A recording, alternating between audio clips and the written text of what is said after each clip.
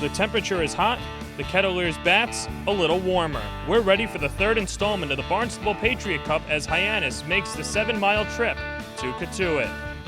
And a pleasant good evening, everybody, and welcome to Kettle Talk, the official pregame show of the Cotuit Kettleers. I'm Jon Perez. The losing streak on the road is over as Cotuit made their first trip to Chatham last night and came out with a 7-1 victory. The Kettleers cashed in on 4 errors from the Chatham Anglers and had a big night from A.J. Balta. In case you missed the highlights, here they are. East versus West as Chatham welcomes Cotuit. Andrew Karp from Florida State goes for Chatham. Justin Hooper out of UCLA goes for the Kettleers. Bottom 3, Hooper in a jam, runners on second and third with 2 outs, and he gets Orlando Garcia to hit a tapper to first. Genesta beats out Garcia to end the frame. Top 4, Cotuit would strike first. With runners on second and third, Pat Dorian from Lynn lifts a ball to right. It's deep enough to score the run. A.J. Balta tags and scores 1-0 Cotuit. Next batter, Clay Fisher hits a chopper to third. The third baseman, Sean Bouchard from UCLA, throws it away. Another duck, this time Tim Sosnara scores 2-0 Cotuit. Top 5, after Cal Stevenson singled to right and advanced on the throw, A.J. Balta would come up to the plate with runners on second and third and 2 outs, and the Oregon Ducks smacks a double to right center. Stevenson and Alonzo Jones come in to score 4-0 Kettleers. Top of the 8th, A.J. Balta, have yourself a night, 4 for 5, 3 RBIs. The Kettleers scored in 5 straight innings, and they get their first road win of the season as they beat the Anglers 7-1. You know, I was seeing the ball pretty well tonight, saw my fair share of fastballs and just took advantage of the ones that I got. Second at bat, sat on a little off-speed pitch, hit my first single, and then after that I just kept it rolling. Have you noticed? I thought AJ looked in practice like he was swinging the bat better, and you know, the first AB tonight we talked a little bit about actually after he came in the dugout, but he certainly anytime you get 4 hits and 4 hits that were, you know, stung pretty good like he did tonight. That's a wonderful night. You don't do that much in this game. So I'm really, you know, happy for him. I thought, you know, some other guys supported him really well swinging the bat. Also, Janista hit the ball really well, and you know, a couple guys. Timmy had a ball down the left field line, and Dorian had a ball that I thought was out when we ran the bases pretty well. But it goes back also, though, I think, to pitching and defense. You know, I think Justin really got us off to a very good start. Lehman backed him up, and so I thought our pitching and defense was really good. So we mentioned the struggles away from Lowell Park for Cotuit. Outside of Lowell Park, the Kettleers were 0-10 before the win last night in Chatham. We caught up with Balta and Roberts after the game about the discrepancy between playing at home and playing on the road. You know, getting our first road win's big for the team. I think our mentality on the road had to change, and today we did what we needed to do on the road, and the scoreboard rewarded us, and I think if we keep this going on the road, it should roll well in our favor for the rest of the season.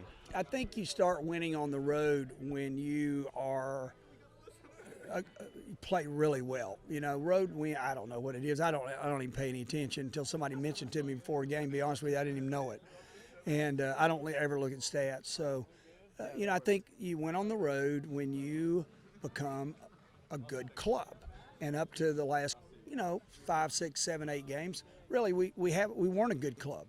And, you know, we let some games get away from us, a 2-1 game at Hyannis, a 3-2 game at Falmouth, and it may come back to bite us in the end down the road somewhere. We'll see, but our goal right now is to win every game from here on out. So Cotuit, the winner last night. Let's take a look at the rest of the league. Yarmouth Dennis over Brewster 8-6. Corey Dempster from USC had a go-ahead pinch hit RBI triple in the bottom of the 8th. Will Toffee then followed that up with an RBI single. Falmouth has won 2 in a row. They brush aside Orleans at home. Tristan Gray from Rice, 1 for 4 with a 3-run homer, his first of the year. Falmouth, the day after using 2 pitchers to beat Cotuit, used 6 to fend off the Firebirds. Hyannis 6, Wareham 4. Peter Zyla from Duke, the go-ahead RBI double in the bottom of the 8th. Colton Shaver from BYU for Wareham, 2 for 3, 2 RBIs. He now has 22 runs batted in on the year, the most in the league. Harwich scored 2 runs in the 7th and 2 in the 8th to beat Bourne 4-2. Joe Doonan from NC State, 2 for 4 with a 3-run jack. So here are the standings. Harwich still the top dog in the East. YD moves to 3 games behind at second place. Orleans is tied with them. Chatham and Brewster rounded out. In the West, Wareham on top at 12-9-1. Falmouth and Bourne are separated by half a game. Hyannis on top of Cotuit by 4 games. So there are the scores and the standings, and the man standing to my left from UC Santa Barbara, Clay Fisher, who came over a couple of days ago and introduced yourself to the Cape League in fine fashion with the Grand Slam. Could you have thought of a better way to just get thrown into a game and make an impression like that? No, I only hit 1 home run all year, so I really wasn't expecting to do that. And the wind was blowing out pretty hard, so just put one in the air, got lucky, but it was a fun way to start, yeah. Now, you're kind of stealing my thunder here with the 1 home run at UCSB, but, with that said, is that something that you want to work on over your final 2 years if you decide to stay that long, your power, or do you want to maintain the average? I think I would be more fit as an average guy. I mean, I've never really been a big power guy all my life, but I definitely want to get stronger, and maybe a couple more will go out next year, but definitely want to work on contact and average and getting on base. Now, from LA, Santa Barbara's not that far away. I'm curious what the recruiting process is like, because you're already in a warm weather state where you can play baseball year round pretty much. What went into the decision to go to Santa Barbara? I went for a camp and just toured the campus and was there for a couple days, and the atmosphere just really fit me. And not too far from home, and good program, up and coming coaches, everything, the whole deal. So it's pretty easy for me. Now, your head coach, Andrew Checkett, says this isn't his first rodeo, and he's hauled in some pretty impressive recruiting classes. So I'm kind of curious what maybe your competitive edge is when you're part of that recruiting class. Obviously a big shot in high school. Now you're once again a small fish in a big pond. What are those first couple of weeks like for you? It's always fun to try to be a part of that was my thought process. I wanted to try to be a part of an upcoming program, so it was fun. Me and my recruiting class with me, we all worked pretty hard and did stuff right, and if you do that, good things will happen. So now, at least for you, I'm sure you're not used to as much failure on the diamond, but your first 13 games last year, only hitting about above 100, then you sit for 2 weeks. What did you learn about yourself before you were able to come back and get out of that schneid? Well, I got hurt. That was what it was. Okay. And I just worked. I went back home. They went to Wichita State, so I got to go back home and rest and kind of give my mind a break, and just hit a little bit, figure some stuff out, and it worked out a little bit. So, how much easier is it in year 2 at Santa Barbara as opposed to maybe year 1 in terms of now your feet are wet and you get thrown into probably some of the biggest baseball games of your life, going to the College World Series? So what are, I guess, maybe some of the positive differences, and how much did it help you mentally having, hurdles that first year heading into year 2?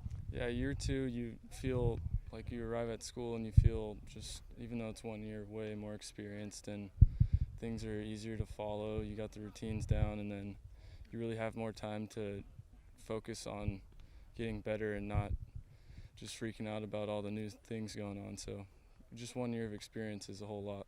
Now, a lot of college players dream of playing in Omaha for the College World Series. You got to do it this year. What is that atmosphere like? Because that's kind of like a major league atmosphere, but you're still dealing with 18 to 22-year-olds. So what's that like? We got a little taste of it at Louisville in the Super Regionals. They had tons of fans there.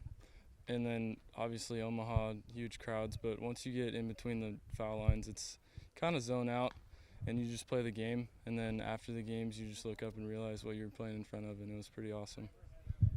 Have you maybe had, verbal sparring with maybe Rio Gomez from Arizona about the World Series or any of that? Are there any bragging rights on the line, or does he just not touch that? Well, we both just got here. I haven't really got to talk to Rio, but I'm sure we'll discuss about it, how cool it was and stuff like that. So I'm sure you thought you were going to make Team USA. You didn't, but you still have a home here in Cotuit.